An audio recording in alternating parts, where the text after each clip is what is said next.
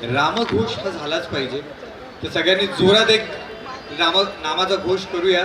बोला जय श्रीराम, बोला जय श्रीराम, बोला जय श्रीराम. कार्यक्रमाच्या सुरुवातीला स्वतः विष्णूजी आपल्याला काही संबोधणार आहेत, तर मी त्यांना विनंती करतो.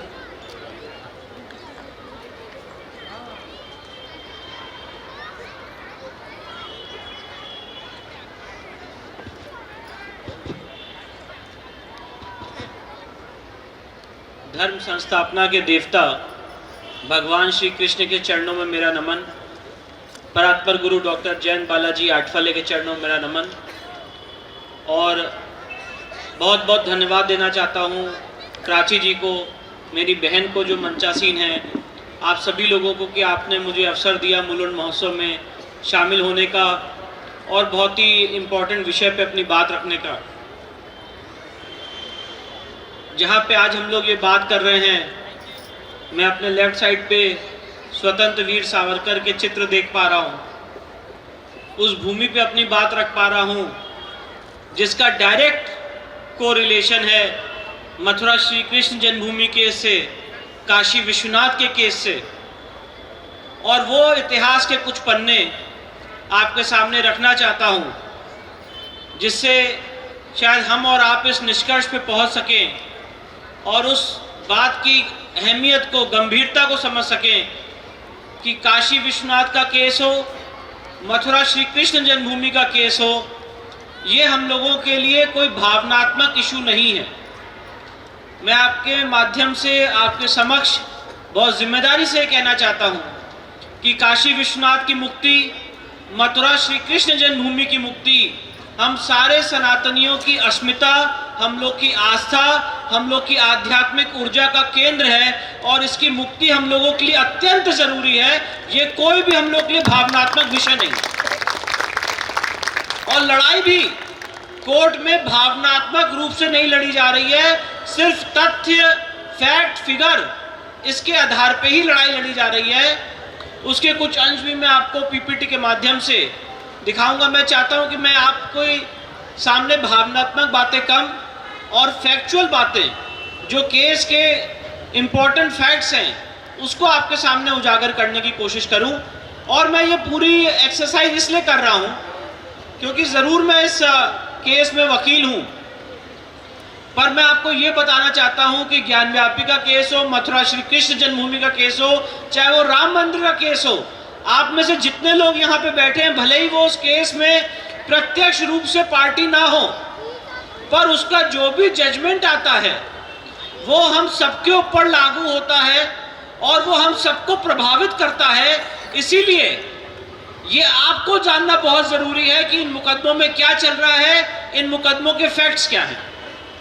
अब जैसे अगर काशी के कुछ आपको फोटोज़ दिखाऊं मैं, और मैं आपको ये बताना चाहता हूं कि 1670 में जब औरंगजेब ने यहाँ पे मंदिर तोड़ा था, तो उससे पहले ये अष्ट मंडप का मंदिर था जिसमें अलग अलग मंडप, अगर आप इसको जूम करके देखेंगे तो मुक्ति मंडप, अलग अलग मंडप यहाँ पे ऑलरेडी विराजमान थे जिसको ध्वस्त किया गया.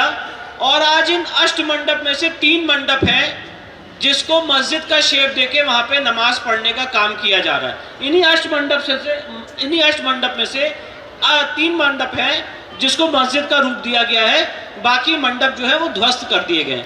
थोड़ा सा आगे बढ़ाइए, आगे बढ़ाते रहिए, आगे बढ़ाते रहिए. ये काशी विश्वनाथ की पश्चिमी दीवार है, वेस्टर्न वॉल, जो एक हिंदू मंदिर का भग्नावशेष है. नागर शैली से बना हुआ मंदिर था, ये उसके कुछ चित्र हैं. आगे बढ़ाते रहिए, जैसा मुझे रिमोट जैसा भी देखिए. ये भी पश्चिमी दीवार है, आगे बढ़ाते रहिए. ये आज आपको मंडप दिख रहे हैं जिसको मंदिर के मंडप थे, जिसको मस्जिद में तब्दील कर दिया गया और वहाँ पे नमाज पढ़ी जाती है. ये पश्चिमी दीवार है जो स्पष्ट रूप से बताती है कि एक हिंदू मंदिर का भग्नावशेष है. जी, ऐसे आगे बढ़ाते रहिए. ये सब पश्चिमी दीवार के चित्र हैं और यहाँ पे ये बड़ी इंपॉर्टेंट बात है, यहाँ पे आपको दो मज़ारें दिख रही हैं। यहाँ पे पहले माँ श्रृंगार गौरी का विग्रह हुआ करता था, यहाँ तक हम लोग पूजा पाठ करते थे। वहाँ से विग्रह हटा दिया गया और वहाँ पे दो कब्रें, जो मंदिर का एंट्रेंस था वहाँ पे दो कब्रें लगा दी गई। ये ऑथेंटिक फोटोग्राफ है जो कोर्ट में भी दाखिल होने जा रही है, वो आपके सामने मैं दिखा रहा हूँ। ये जो रेलिंग दिख रही है आपको, अगर थोड़ी शायद मुझे लगता है लाइटिंग की वजह से आप लोग शायद ना देख पाए, पर इस समय जहाँ पे ये लकड़ी का रेलिंग बना हुआ है, यहाँ पे आज चौखट पे, जैसे ये जगह है तो आज हम लोग चौखट पे पूजा कर रहे हैं, पहले अंदर करते थे, आज चौखट पे पूजा कर रहे हैं। और ये पूजा साल में एक बार होती है। अपने ही देश में, इस सेकुलर राष्ट्र में जहाँ पे रोज पूजा हो सकती है, सवाल ये पूछना चाहिए कि साल में एक बार पूजा क्यों? माँ श्रृंगार गौरी का अभी ये नवरात्र की चतुर्थी को पड़ेगा और आने वाली 2 अप्रैल को मैं जा रहा हूँ स्वयं बनारस। आने वाली 2 अप्रैल को साल में एक बार माँ श्रृंगार गौरी का इस संवैधानिक सेटअप में इस बहुसंख्यक समाज को पूजा करने का अधिकार दिया जाता है। आगे बढ़ाइएगा। ये भी पश्चिमी दीवार की तस्वीर है। अब यहाँ पे सब बैरिकेडिंग कर दी गई है जी। आगे बढ़ाते हैं। ये नंदी भगवान का स्थान है और ये नंदी भगवान काशी विश्वनाथ की इस तथाकथित एलिज्ड मस्जिद की तरफ देख रहे हैं, जहाँ पे ईश्वर का विग्रह हुआ करता था। वो आज भी वैसे ही वहाँ पे स्थापित है। आगे बढ़ाइए। ये वो वजू टैंक है जहाँ पे 16 मई 2022 को हम लोग को शिवलिंग बरामद हुआ था, जिस पे हाथ पैर धोए जा रहे थे, कुल्ला किया जा रहा था। उसको अभी कोर्ट के ऑर्डर से उसको हमने सील करा दिया है। अगर आप इस शेड को देखेंगे तो वजू टैंक है जिसमें शिवलिंग बरामद हुआ था और ये नंदी भगवान से ठीक 83 फीट की दूरी पे, एकदम उसके सीध में। ये वो कुआं है जिसे ज्ञान व्यापी कहते हैं। ज्ञान व्यापी इसलिए क्योंकि जो जीवन मरण का चक्र है उससे अगर आपको पार होना है तो इस जल के आचमन से, इस जल को ग्रहण करने से वो ज्ञान प्राप्त होता है। इसलिए वो कुआं वहाँ पे विराजमान है और आज भी लोग यहाँ पे जब भी जाते हैं तो वहाँ पे इस जल का आचमन करते हैं, इस जल का ग्रहण करते हैं जल। ये भी पश्चिमी दीवार है। ये किसी भी, मैं ये इसलिए दिखा रहा हूँ कि ये सिर्फ कोई भावनात्मक केस नहीं है, लीगली, फैक्चुअली और डायरेक्ट एविडेंस के आधार पे एकदम पक्का मजबूत केस है। इसलिए ये आपको कुछ चित्र के माध्यम से एक्सप्लेन करने की कोशिश कर रहा हूं। आगे बढ़ाते जाइए भैया। ये सब पश्चिमी दीवार के अलग अलग चित्र हैं।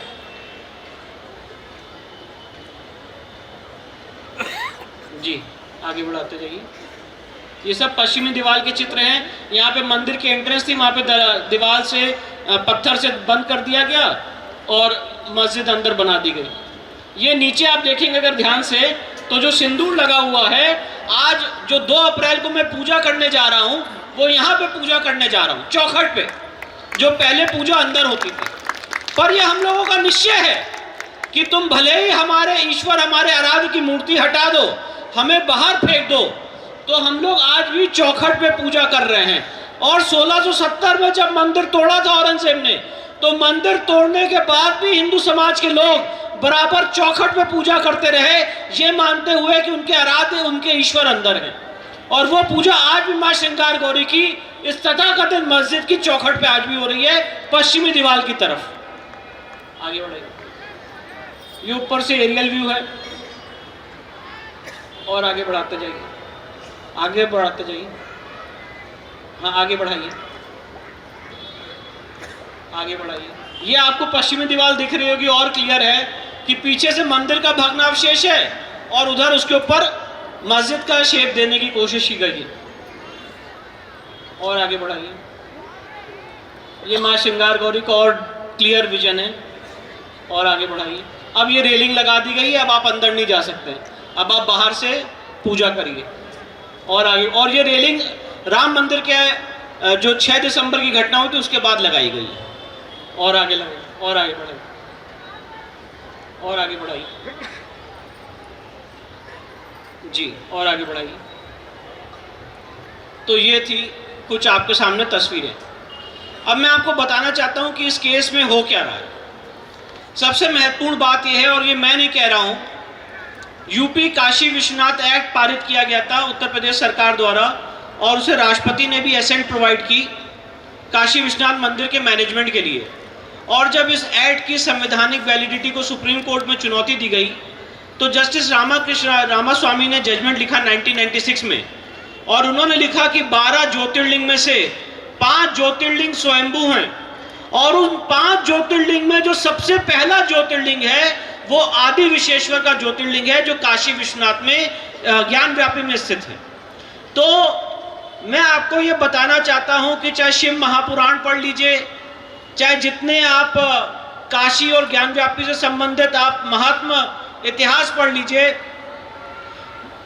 हर एक महात्मा में, हर एक पुराण में, मैं इसको अगर सरल भाषा में समझाने की कोशिश करूं तो ये मुक्ति का द्वार है, ये हमारी आध्यात्मिक ऊर्जा का केंद्र है, ये हमारी सृष्टि की उत्पत्ति का केंद्र है।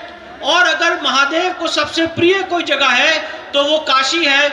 और यहाँ पे जो स्वयंभू शिवलिंग है वो जब यहाँ पे प्रकट हुआ, स्वयंभू रूप में आया, तो 5 कोस तक उसकी आध्यात्मिक ऊर्जा फैली, इसीलिए उसको अविमुक्त क्षेत्र कहते हैं। और आज भी लोग अपने जीवन के अंतिम क्षणों में काशी में निवास करते हैं, काशी में रहते हैं, क्योंकि ऐसा माना जाता है, ऐसी मान्यता है कि यहाँ से सीधे मोक्ष के लोग लाभार्थी होते हैं।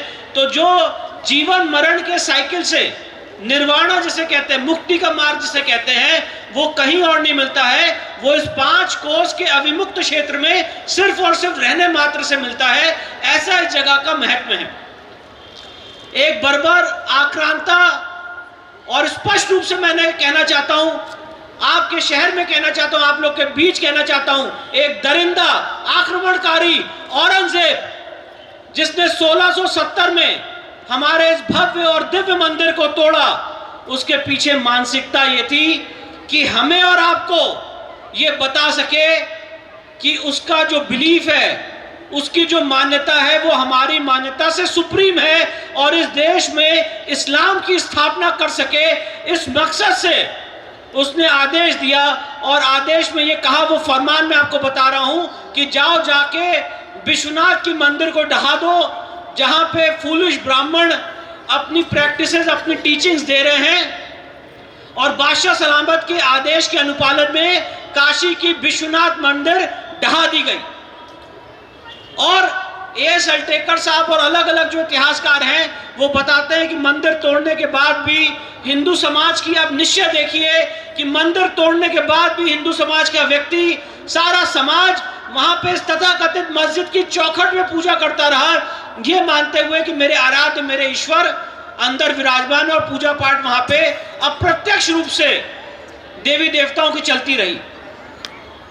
एक बड़ा आपको प्रासंगिक और इसका एक लीगल बात बताना चाहता हूं, जो आप लोग भी जब कभी इसका आर्गुमेंट हो तो आप बता सकते हैं। 3 किताबें हैं रेफरेंस की। एक बीके मुखर्जी का हिंदू लॉ है, पीवी काणे का धर्मशास्त्र है, और गोपाल चंद्र शास्त्री का भी इसमें हिंदू लॉ है।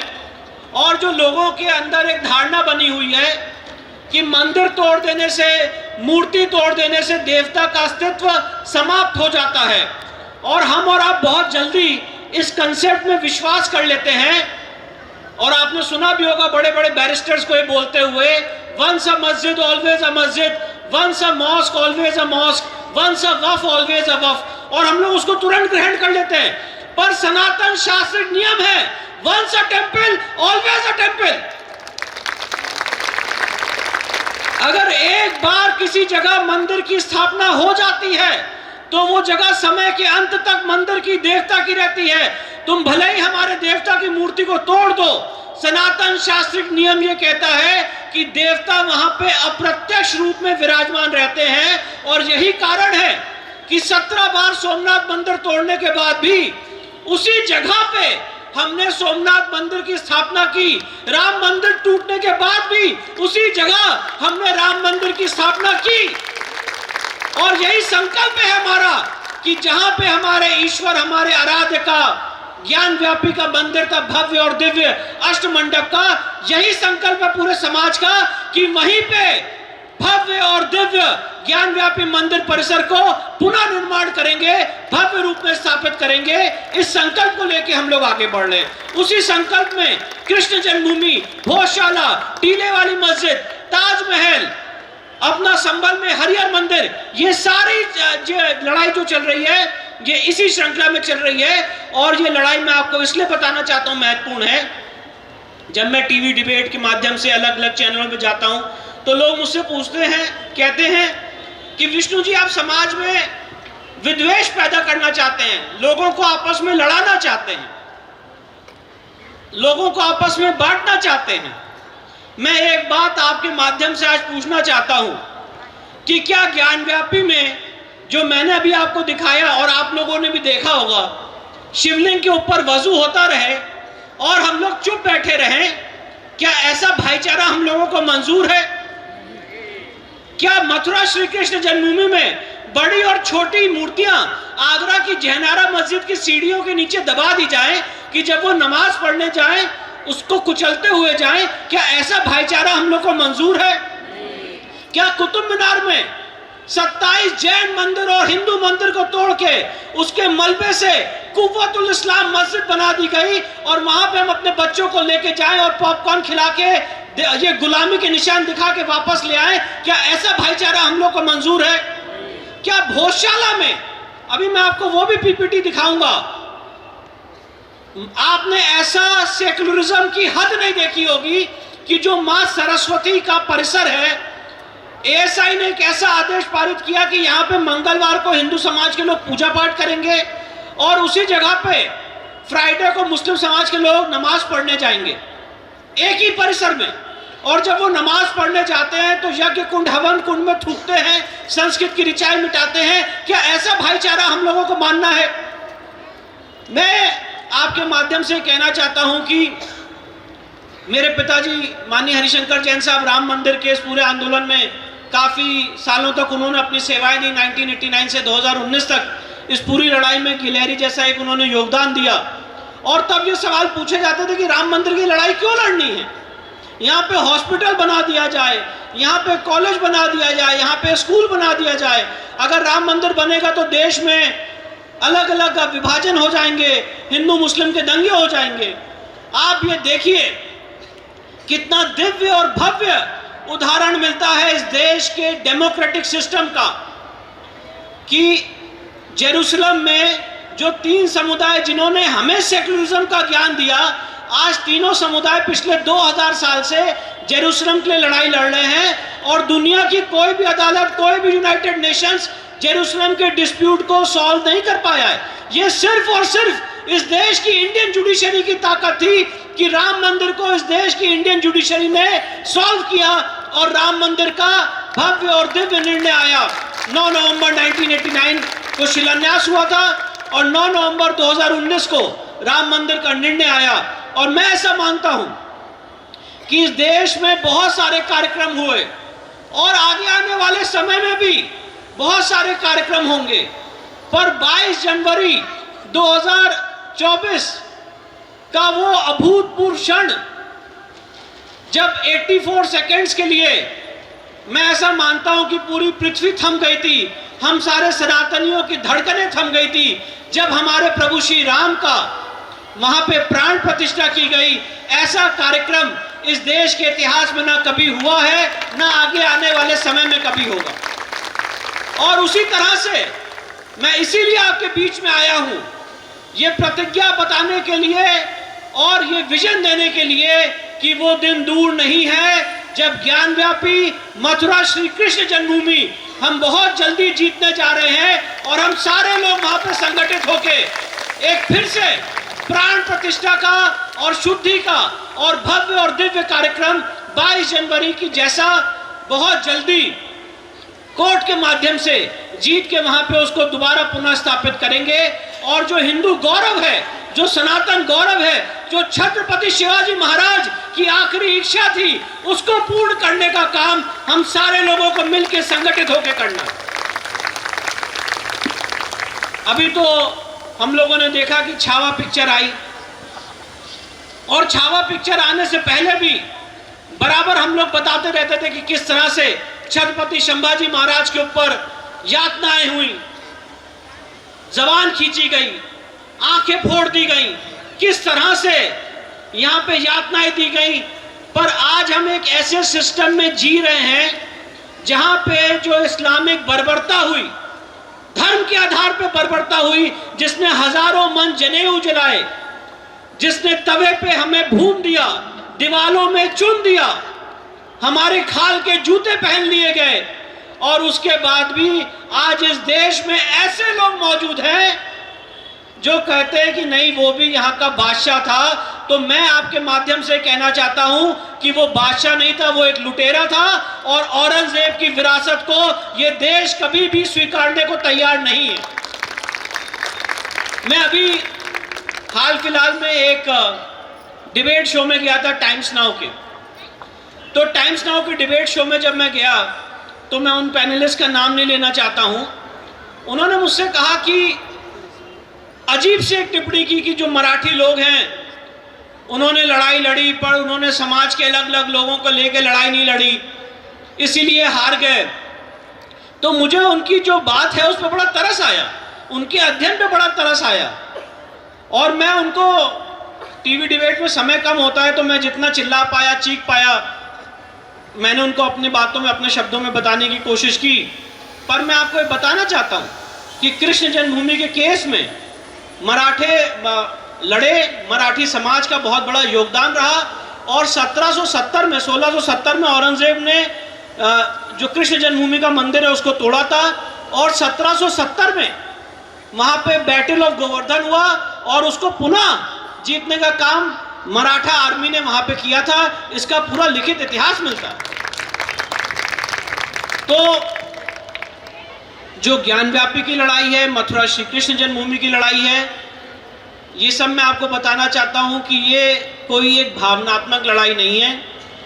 और जो आज हम और आप एक बहुत ही विषम परिस्थिति से गुजर रहे हैं, जिसमें हम लोग देख रहे हैं कि इस देश में ऐसे ऐसे कानून बनाए जा रहे हैं जो हमारी आपकी आत्मा के खिलाफ हैं, हमारी आपकी मूल संरचना के खिलाफ हैं, उसके लिए भी हम लोगों को संगठित होके आवाज उठाने की जरूरत है। चाहे वो वक्फ एक्ट 1995 का विषय हो, चाहे वो प्लेसेस ऑफ वर्शिप एक्ट 1991 का विषय हो, चाहे वो मंदिर अधिग्रहण का विषय हो। और मैं आप लोगों को ये बताना चाहता हूं कि तुलजा भवानी का मंदिर, जो हम लोगों के लिए आस्था और अस्मिता का केंद्र है, उसका भी मामला सुप्रीम कोर्ट में चल रहा है। बॉम्बे हाई कोर्ट ने वहां पे जो करप्शन हुआ था उसकी इंक्वायरी का ऑर्डर दिए थे। 1991 से 2009 तक भारी मात्रा में वहां पे जो डोनेशन बॉक्स है उसके साथ करप्शन किया गया। हाई कोर्ट ने इंक्वायरी का ऑर्डर दिया, अभी मामला सुप्रीम कोर्ट में लंबित है, विचाराधीन है। तो हमें और आपको मिलकर संगठित होके आज जो मंदिरों का अधिग्रहण सरकार कर रही है, इस समस्या को भी एड्रेस करना है। इस समस्या से भी निपटने का हम लोगों को एक योजना बनानी पड़ेगी, क्योंकि चाहे वो कर्नाटका का राज्य हो, चाहे वो महाराष्ट्र हो, चाहे वो आंध्र प्रदेश हो, चाहे वो तमिलनाडु हो, आज हजारों मंदिर हमारे सरकारी कंट्रोल में हैं। और मैं आप लोगों से माध्यम से बताना चाहता हूं, ये जितने मंदिर एक्वायर किए जाते हैं सरकार द्वारा, उसमें लॉजिक क्या होता है, उसमें उनकी रीजनिंग क्या होती है। उनका लॉजिक और उनकी रीजनिंग होती है कि यहाँ पे मैल एडमिनिस्ट्रेशन है, मिसमैनेजमेंट है, इसलिए हम इस मंदिर को एक्वायर कर रहे हैं। तो मैं ये पूछना चाहता हूं कि क्या इस देश की किसी भी सरकार को किसी मस्जिद में मिसमैनेजमेंट नहीं दिखता है, किसी चर्च में मिसमैनेजमेंट नहीं दिखता है, सिर्फ और सिर्फ हिंदू मंदिरों में मिसमैनेजमेंट दिखता है। और गलत ढंग से सुप्रीम कोर्ट के शिरूर मठ के जजमेंट के वायलेशन में, आर्टिकल 26 के वायलेशन में, आर्टिकल 14 के वायलेशन में हमारे मंदिर एक्वायर किए जा रहे हैं। और इतनी विषम परिस्थिति है कि अगर मैं आपको उदाहरण के तौर पे बताना चाहूं तो कर्नाटका में एक मंदिर है जहां पे बजरंग बली का जन्म हुआ था, हनुमान जी महाराज का, श्री हनुमान जी महाराज का जन्म हुआ था किष्किंधा पर्वत में, कोपर डिस्ट्रिक्ट में, अंजनाद्री हिल्स कहते हैं उसे। वहां पे रामानंदी संप्रदाय के जो महंत हैं, जब उस मंदिर को उन्होंने अपनी तपस्या से जागृत कर दिया तो एक सरकार ने 2018 में नोटिफिकेशन जारी करके उसको एक्वायर कर लिया।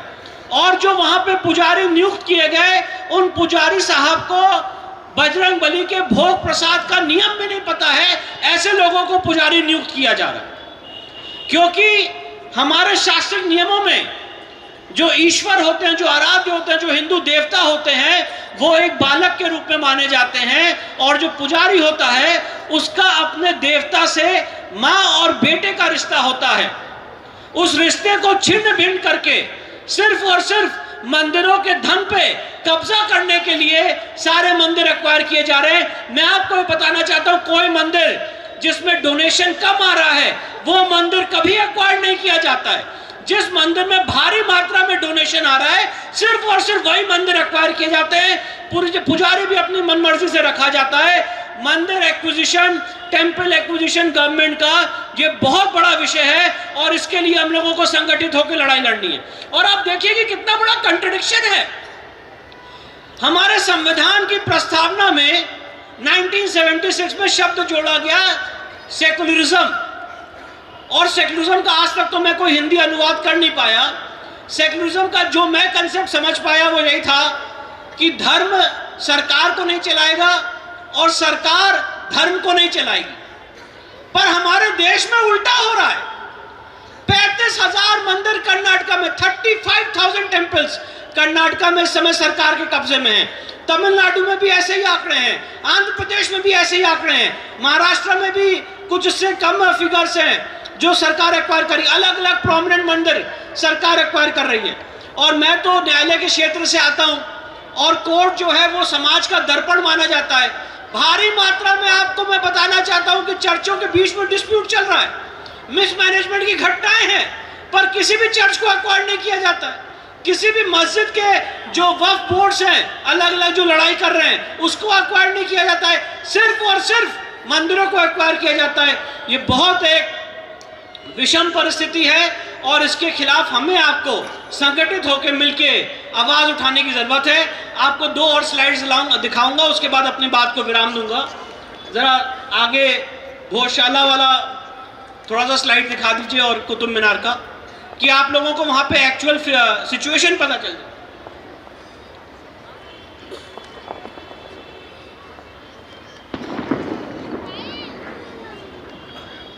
इन सारी जगहों पे हम लोगों ने सर्वे भी किया। मैं आपको बताना चाहता हूं कि ज्ञानव्यापी के केस में भी एएसआई का सर्वे हुआ, और एएसआई ने भी सर्वे रिपोर्ट में कह दिया है कि यहाँ पे पूर्व में एक मंदिर एग्जिस्ट करता था जिसके ऊपर ये तथाकथित स्ट्रक्चर बनाया गया है। तो ज्ञानव्यापी के केस में भी हम लोग जीत की दहलीज पे खड़े हुए हैं, और भोजशाला की केस में भी हम लोग जीत की दहलीज में खड़े हुए हैं, क्योंकि एएसआई रिपोर्ट के माध्यम से इसका जो रिलीजियस कैरेक्टर है, धार्मिक स्वरूप है, वो मैं नहीं कह रहा हूं, एएसआई की रिपोर्ट के माध्यम से वो तय हो चुका है। अगर नहीं हो पा रहा तो कोई बात नहीं। तो भोजशाला का भी ऐसा ही इतिहास है, और कुतुब मीनार में भी जो मैं आपको फोटोज दिखाना चाहता था कि किस तरह से कटी हुई मूर्तियां, किसी के हाथ कटे हैं, किसी के पैर कटे हैं, पूरा का पूरा परिसर चीख चीख के कह रहे हैं कि एक हिंदू मंदिर का परिसर है, पर वहां पे आपने कुव्वतुल इस्लाम मस्जिद बना दी, जिसके बाहर लिखा हुआ है कि 27 जैन मंदिर और हिंदू मंदिर को तोड़ के इस्लाम की ताकत दिखाने के लिए कुव्वतुल इस्लाम मस्जिद का निर्माण किया गया है। तो मैं ये आपको बताना चाहता हूं, मेरी बात कहने का मकसद ये है कि हम उस मानसिकता के खिलाफ लड़ रहे हैं जो यहाँ पे ये बताने की कोशिश कर रहा है कि आपका बिलीफ हमारे बिलीफ से नीचा है। और देखिए कि कितनी बड़ी विडंबना है, और मुल्कों में और वर्ल्ड के देशों में जो माइनॉरिटी कम्युनिटी है वो इक्वालिटी का अधिकार मांगती है और देशों में, और ये कहती है कि हमें समानता का अधिकार दे दो। ये हमने किस तरह के संविधान की संरचना की है कि यहाँ पे हम बहुसंख्यक होके अपने ही देश में अपने आधा से ज्यादा भूभाग गंवाने के बाद कोर्ट में जाके कह रहे हैं कि हमें इक्वालिटी का अधिकार दे दो। ये किस तरह के संविधान की हमने संरचना की है। और इसीलिए मैं कहना चाहता हूं आप लोगों के बीच में कि ये वीर सावरकर की भूमि है, छत्रपति शिवाजी महाराज की भूमि है, छत्रपति संभाजी महाराज की भूमि है, और ये जो अन्याय बहुसंख्यक समाज के ऊपर हो रहा है, अलग अलग कानूनों के माध्यम से इस अन्याय के खिलाफ हम लोगों को संगठित होकर लड़ने की जरूरत है। आज इस तरह की परिस्थिति है कि इस देश को, इस समाज को माइनॉरिटी और मेजॉरिटी में बांट दिया गया है। 3200 करोड़ रुपए का बजट है केंद्र सरकार का। 3200 करोड़ केंद्र सरकार का बजट है माइनॉरिटीज के लिए। और माइनॉरिटीज मतलब आप जानते होंगे, जैन नहीं आएंगे या जैन को बेनिफिट नहीं मिलेगा। और जैन कम्युनिटी तो ऐसी है जिनको कोई बेनिफिट चाहिए नहीं, वो तो हमेशा देने के लिए जाने जाते हैं। कोई क्रिश्चियन या सिख, उनको बेनिफिट नहीं मिलेगा। 3200 करोड़ रुपए की जो योजना का बेनिफिट आज ले रहे हैं, वो सिर्फ और सिर्फ मुस्लिम समाज के लोग ले रहे हैं माइनॉरिटी की वजह से। और उसमें योजना क्या चल रही है? यूपीएससी की कोचिंग, वक्फ के लिए इंटरेस्ट फ्री लोन, अलग अलग तरह की योजना चल रही। पहले बजट 5200 करोड़ रुपए था, जब हम लोगों ने आवाज उठाई तो इस पर 3200 करोड़ रुपए। पर सवाल यह है कि इस देश में माइनॉरिटी मंत्रालय, माइनॉरिटी मिनिस्ट्री, ये पूरा माइनॉरिटी का सेटअप रही कैसे सकता है? तो ये सारे जो कानून के माध्यम से डिस्क्रिमिनेशन किए गए हैं, उसको हम लोगों को संगठित होकर लड़ने की जरूरत है। ये कुतुब मीनार के बाहर जो पोस्टर लगा हुआ है, जो मैंने आपके सामने पढ़ के सुनाया, ये उसका चित्र है। आगे भैया बढ़ाते जाइए। ये वहां पे गणेश जी की, कुतुब मीनार परिसर के अंदर गणेश जी की प्रतिमा है, जो इस अवस्था में रखी हुई है, आप लोग देख सकते हैं। ये वही आयरन पिलर के बारे में लिखा हुआ है। और आगे बढ़ाइए, और आगे बढ़ाइए, और आगे। ये भी हमारे हिंदू देवी देवता की प्रतिमा है, जो वहां पे इंग्रेव्ड है। ये भी थोड़ा सा लाइट का प्रॉब्लम हो रहा है, नहीं तो अगर आप लोग अगर देख पा रहे होंगे तो बहुत सारी देवी देवताओं के वहां पे मूर्तियां थी, विग्रह थे, जिसको तोड़ दिया गया, खंडित है। किसी के हाथ कटे हैं, किसी के पैर कटे हैं, किसी का धड़ सर से अलग कर दिया है। और वहां पे हम लोग जाते हैं अपने बच्चों के साथ, मैंने खुद देखा है, अपने बच्चों के साथ पॉपकॉर्न खाते हैं, फोटो खिंचाते हैं और कहते हैं वाह कितना सुंदर आज हम लोग ने पिकनिक मनाया, और चले आते हैं। ये जो कटी कटी मूर्तियां हैं, ये अपने बच्चों को कोई नहीं दिखाता है। और जब कोई पूछता है तो कहते हैं नहीं, इसकी बात नहीं करनी है। तो मैं आपके सामने वो सच, वो बात उजागर कर रहा हूं। इसीलिए ये देखिए पीछे जैसे ये सारी, ये परिसर के अंदर की फोटो है, प्रोफेशनल फोटोग्राफी से खींची हुई फोटो है। ये देखिए,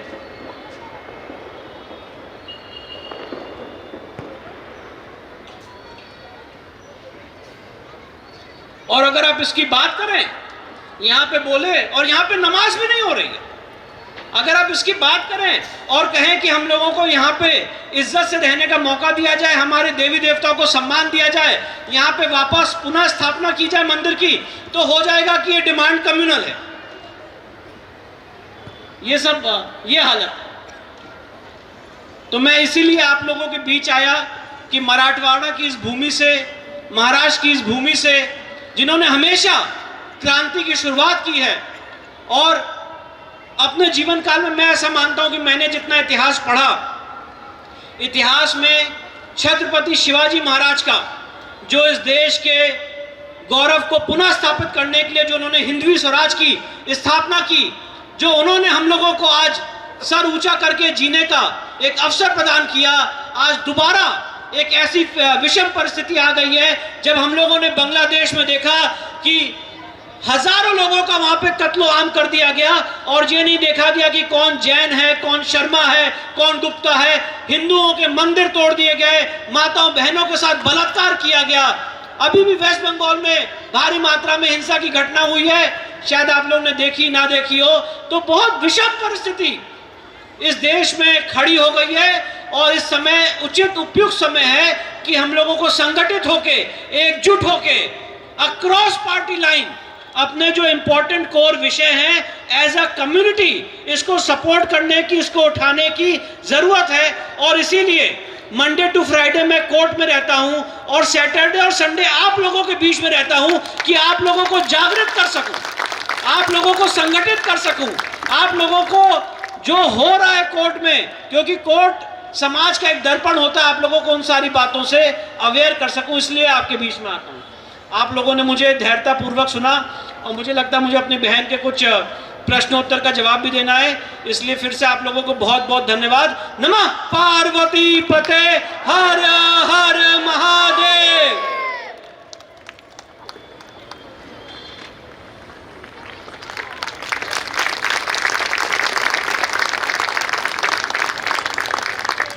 स्वप्निल,